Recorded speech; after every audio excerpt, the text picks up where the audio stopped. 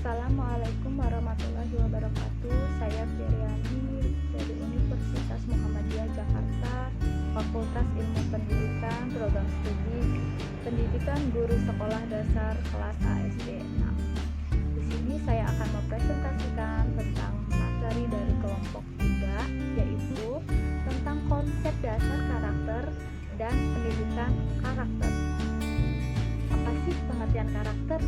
Menurut Kamus Besar Bahasa Indonesia, karakter memiliki arti, sifat-sifat kejiwaan, dan budi pekerti yang membedakan antara individu satu dengan individu lainnya. Menurut Dirjen Mendikbudristek, Kementerian Pendidikan Nasional, karakter adalah cara berpikir dan berperilaku yang dimiliki oleh setiap individu yang menjadi ciri khas setiap individu itu sendiri untuk hidup dan bekerja sama, baik dalam lingkup keluarga, masyarakat, bangsa, dan negara. Individu yang berkarakter baik adalah individu yang bisa membuat keputusannya sendiri dan siap mempertanggungjawabkan setiap akibat dari keputusan yang dia buat. Karakter itu berasal dari bahasa Yunani yang berarti to mark, atau menandai dan memfokuskan bagaimana mengaplikasikan nilai kebaikan dalam bentuk tindakan ataupun tingkah laku, sehingga orang yang tidak jujur, kejam, rakus, dan berperilaku jelek itu bisa dikatakan orang berkarakter jelek atau buruk. Nah, sebaliknya, orang yang berperilaku sesuai dengan kaidah moral yang ada, sesuai dengan peraturan yang ada, sesuai dengan peraturan yang ditetapkan oleh Allah Subhanahu wa Ta'ala, disebut dengan berkarakter mulia. Karakter didapatkan dan dapat dilihat dari refleksi sikap seseorang dalam kehidupannya. Jadi, karakter itu dapat dilihat sesuai dengan sikap yang kita buat dalam kehidupan. Jika ia banyak berbuat kebaikan, maka ia dinilai berkarakter baik. Dan sebaliknya, jika orang tersebut berbuat jahat, kriminal, ataupun berbuat yang tidak baik, tidak positif, itu dia dinilai berkarakter buruk. Semua penilaian tersebut tak lepas dari cara pandang orang lain terhadap sikap-sikap yang ditunjukkan oleh diri orang yang bersangkutan. Jadi di sini penilaian didapat itu secara berbeda-beda karena setiap individu menilai orang itu tidak sama. Cara pandang penilaian kita kepada orang itu tidak sama. Kadang kita bisa menilai orang itu baik, tapi terkadang orang lain bisa menilai orang tersebut itu tidak baik. Lanjut kepada dimensi-dimensi karakter yang baik. Yang pertama adalah karakter mulia. Karakter mulia berarti individu memiliki pengetahuan tentang potensi yang dimilikinya, yang ditandai dengan nilai-nilai seperti reflektif, percaya diri, rasional, sabar, logis, kritis, lalu analitis, kreatif, dan inovatif. Dia bisa mandiri, hidup sehat, bertanggung jawab, cinta ilmu, sabar, berhati-hati, rela berkorban, dapat dipercaya, itu jujur, menepati janji. Itu berarti dia berkarakter mulia. Nah, individu yang berkarakter baik atau unggul adalah seorang yang berusaha melakukan hal-hal yang terbaik terhadap Tuhan yang Maha Esa, dirinya sendiri, sesama manusia ataupun hewan, lingkungan, bangsa dan negara, serta dunia internasional. Pada umumnya dengan mengoptimalkan potensi pengetahuan dirinya dan disertai dengan kesadaran emosi dan motivasi perasaannya. Yang kedua ada nilai karakter berdasarkan nilai-nilai agama, norma-norma sosial, peraturan hukum, etika akademik, dan prinsip-prinsip HAM. Telah teridentifikasi butir-butir nilai yang dikelompokkan menjadi 5.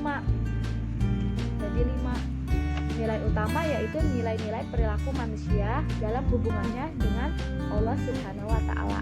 Yang kedua ada hubungannya dengan manusia itu dengan dirinya sendiri. Nah, yang ketiga hubungan yang baik antara manusia dengan sesama manusia.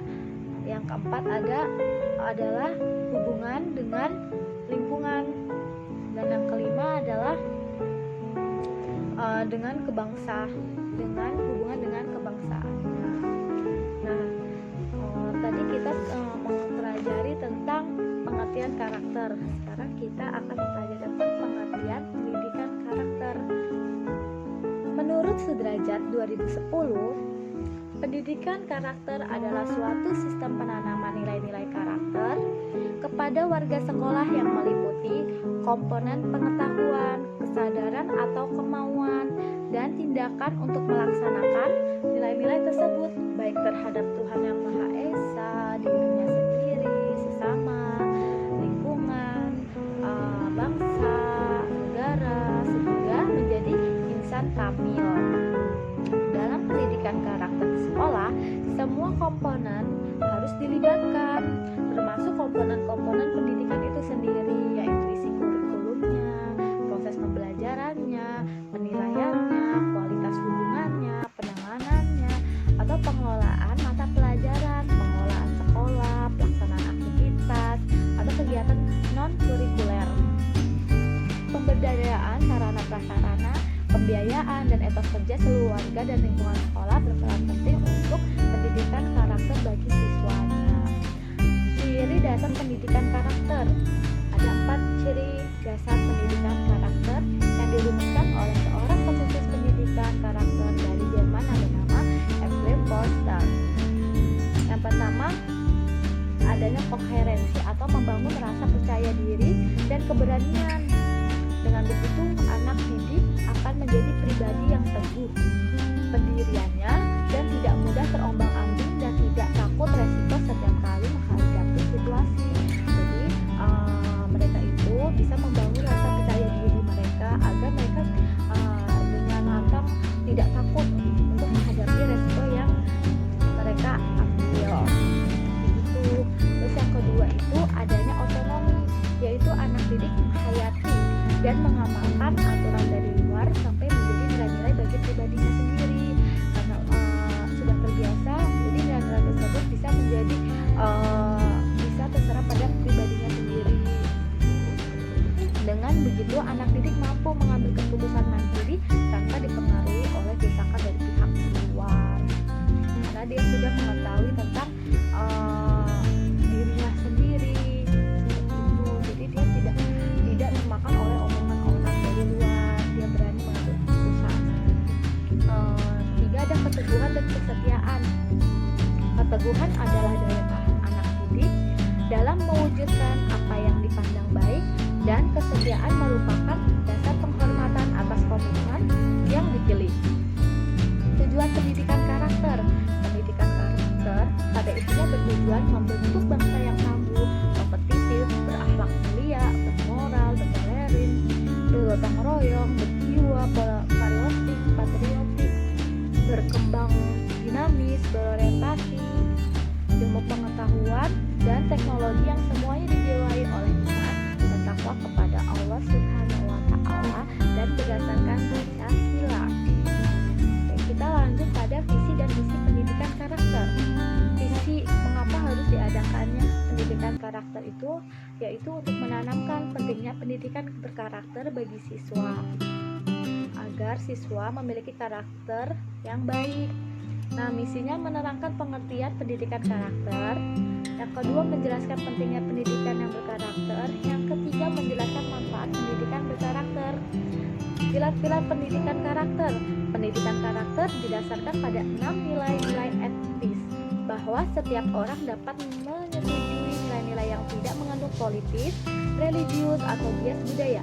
Beberapa hal di bawah ini yang dapat kita jelaskan untuk membantu siswa memahami 6 pilar pendidikan berkarakter, yaitu sebagai berikut. Yang pertama itu, kita harus menanamkan kepercayaan. Jujur, jangan menipu, menjebak, atau mencuri. Jadilah handal melakukan apa yang Anda katakan Anda akan melakukannya. Minta keberanian untuk melakukan hal yang benar, bangun reputasi yang baik, patuh berdiri dengan keluarga, teman, dan negara. Yang kedua ada respect. Bersikap toleran terhadap perbedaan. Gunakan sopan santun, bukan bahasa yang buruk. Pertimbangkan perasaan orang lain, jangan mengancam, memukul atau menyakiti orang lain. Damailah dengan kemarahan, hinaan, dan keselisihan. Kita lanjut pada yang ketiga, yaitu nilai tanggung jawab yang harus kita terapkan pada siswa. Selalu lakukan yang terbaik, gunakan kontrol diri, disiplin, berpikir sebelum bertindak, mempertimbangkan konsekuensi, bertanggung jawab atas pilihan yang telah dipilih. Nah, yang keempat ada keadilan, bermain sesuai aturan, ambil seperlunya, dan berbagi. Berpikiran terbuka, mendengarkan orang lain, jangan mengambil keuntungan dari orang lain, jangan menyalahkan orang lain sembarangan. Yang kelima ada peduli. Nah, di sini bersikap penuh kasih sayang dan menunjukkan bahwa seorang guru itu peduli pada siswanya, begitupun siswanya dengan gurunya, juga siswa dengan siswa lainnya. Ungkapkan rasa syukur, maafkan orang lain, membantu orang yang membutuhkan.